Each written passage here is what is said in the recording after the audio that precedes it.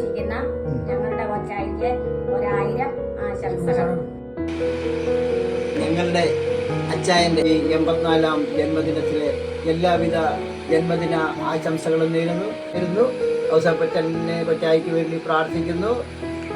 എല്ലാവിധ ഔസേപ്പച്ചൻ്റെ എല്ലാവിധ ആശംസകളും. 84ാം ജന്മദിനം ആഘോഷിക്കുന്ന ഞങ്ങളുടെ കൊച്ചായിക്ക് ഞങ്ങളുടെ എല്ലാവിധ ആശംസകളും നേരുന്നു. 84ാം ജന്മദിനം ആഘോഷിക്കുന്ന കൊച്ചായിക്ക് എൻ്റെ എല്ലാവിധ ജന്മദിനാശംസകൾ. പ്രിയപ്പെട്ട കൊച്ചായിക്ക് പിറന്നാൾ ആശംസകൾ.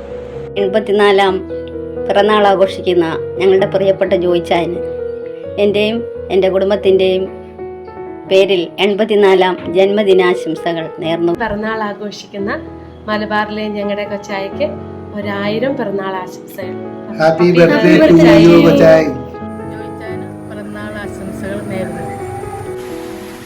84ാം പിറന്നാൾ ആഘോഷിക്കുന്ന എൻ്റെ പ്രിയപ്പെട്ട അളിയന് ഞങ്ങളുടെ എല്ലാവരുടെയും ആശംസകൾ നേർന്നു. പിറന്നാൾ ആശംസകൾ നേരുന്നു. ഹാപ്പി ബർത്ത്ഡേ അച്ചായ. ഹാപ്പി ബർത്ത്ഡേ ചേട്ടാ.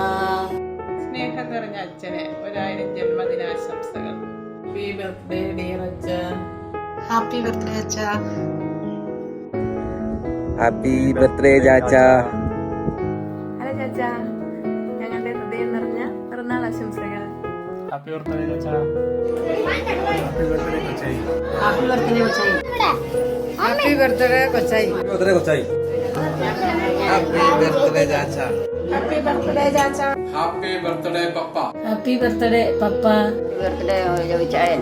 ഏറ്റവും സ്നേഹം നിറഞ്ഞ ജോയിച്ചായ ജന്മദിനത്തിൻ്റെ എല്ലാ ആശംസകളും ആദ്യമേ നേരുന്നു. അതോടൊപ്പം ഞങ്ങളുടെ കുടുംബത്തിൻ്റെ പൂർണ്ണമായ പ്രാർത്ഥന, പ്രത്യേകിച്ച് അമ്മച്ചിയുടെ ഗീത, അലീഷ മോൾ, റോസ് മോൾ, ഞങ്ങളുടെ എല്ലാവരുടെയും പ്രാർത്ഥനകളും ജോയിച്ചായന് പ്രത്യേകമായിട്ട് നേരുന്നു.